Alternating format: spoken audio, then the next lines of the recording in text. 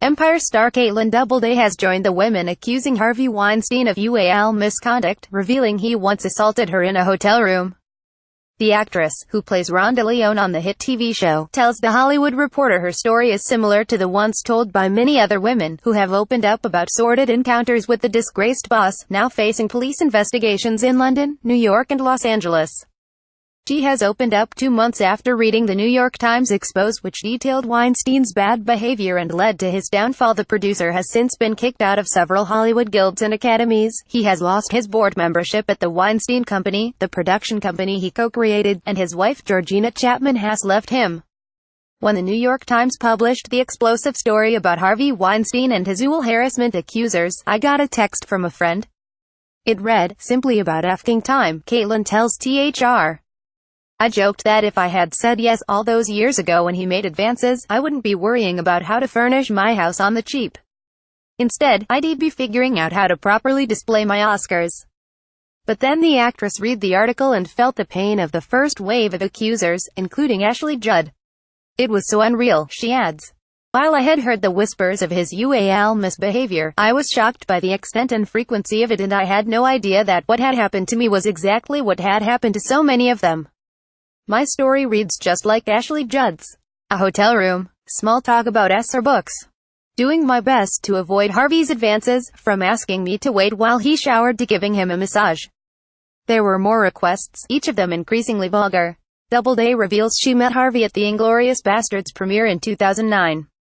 "He was charming as he complimented my sisters Portia Doubleday, a work in the film Youth in Revolt," she recalls.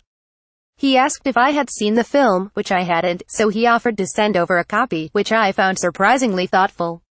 His assistant got my info, and I didn't think much of it until the next day, when Harvey left a voicemail.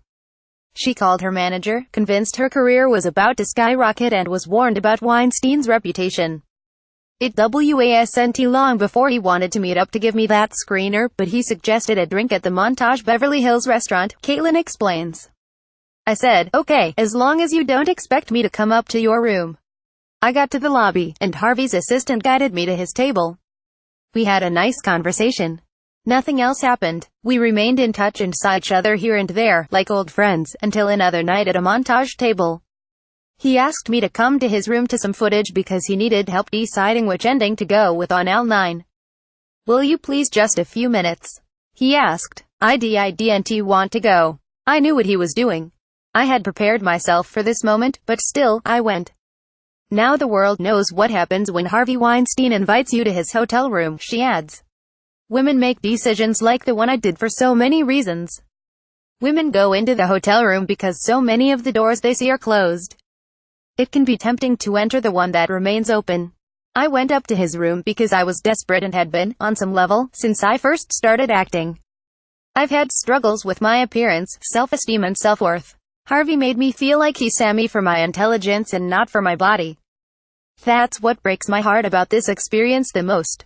It feels so chilling when you believe you are being seen as an equal that you are putty in the hands of someone like Harvey, who will use those vulnerabilities against you.